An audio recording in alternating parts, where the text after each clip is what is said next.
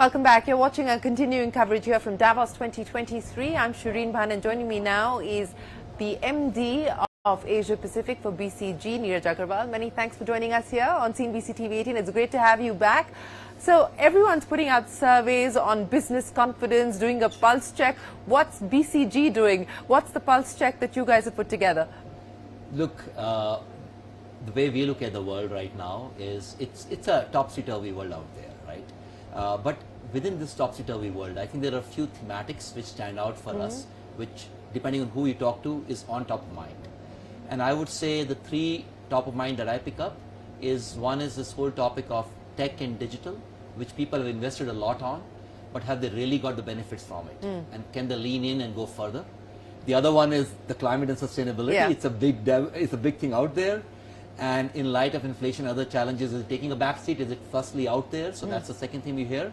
But first, among all this, it's about resilience. The world is volatile. The world is unpredictable. But as an organization, how do I become more resilient so that I can go with the upswings and also deal with the downswings? So, when you talk about resilience, and we've seen organizations having to deal with this over the last 3 years, especially through the course of the pandemic, and resilience was the buzzword over the last 2 years. So what are the changes that have been made, and what are the choices that people are now going to make in light of the decisions already taken?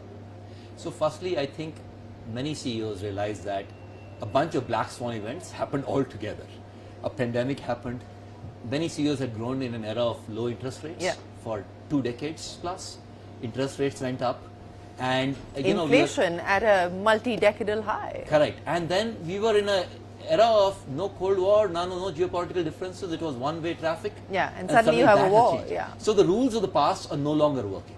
So that has created this thing about, I need a new playbook. So part one of resilience is to be willing to be adaptive and listen actively, and not have this belief that I know better, right? So I think that's where it starts.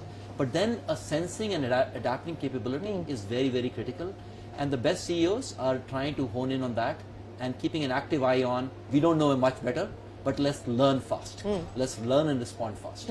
You're talking about agility in decision making. I was talking to some CEOs this morning, and they said, there's no point doing a 5-year plan anymore, even a 3 or a 2-year plan. You've got to basically move to maybe at best a 12-month plan and review that every 6 months. Is that what you're hearing as well from people? So I think 2023 is a special year because there's so much uncertainty. So I think people are pretty much doing 3-year plan and a 1-year plan, but they're keeping enough markers. We just say, if these markers are to happen, this is how we'll revisit the plan. That's what I'm seeing. So it's a classical keep the eye on the longer term ball or medium term ball, but play very short term. So where are you seeing changes in terms of behavior, especially when we talk about consumer sentiment, given the fact that we are in the midst of a cost of living crisis as well? What is that really going to mean in terms of consumer sentiment? So look, I mean, that's a strange part in my mind. The consumer balance sheets are holding on better than you would have expected so far. I mean, consumers in US, consumers in Europe still have much stronger balance sheets than I talk to my counterparts there. And it's not played out as badly as you'd expect. The stimulus money is still... Stimulus money is still there. Maybe people saved a little bit in the pandemic as well. So they're healthier than what you would expect it. So while inflation hurts, it is not hurting to the extent you would have thought it is. That would be my simple summary on that. And in Asian countries, many places, they've been used to higher inflation environment for a lot longer. So it's a different. People have been, this is not seeming atypical. Yeah.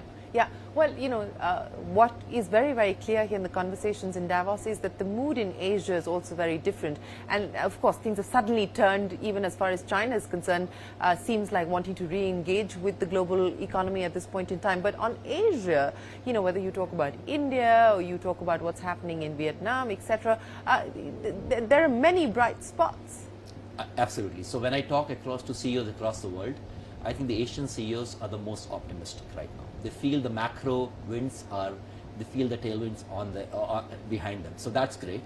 And within Asia, I think India and what I call Southeast Asia or ASEAN, depending on whatever word you use, are particularly better positioned, and I think much more leading lights in the coming years ahead. On India specifically, what are you most excited about? Which are the sectors that you are most confident in terms of growth? And, in terms of M&A, FDI, what do you expect?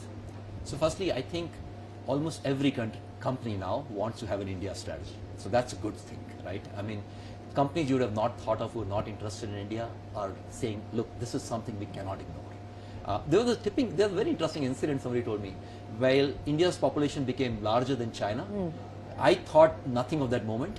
And some CEOs said, you know what, now we need to take it even more seriously. I never connected the dot.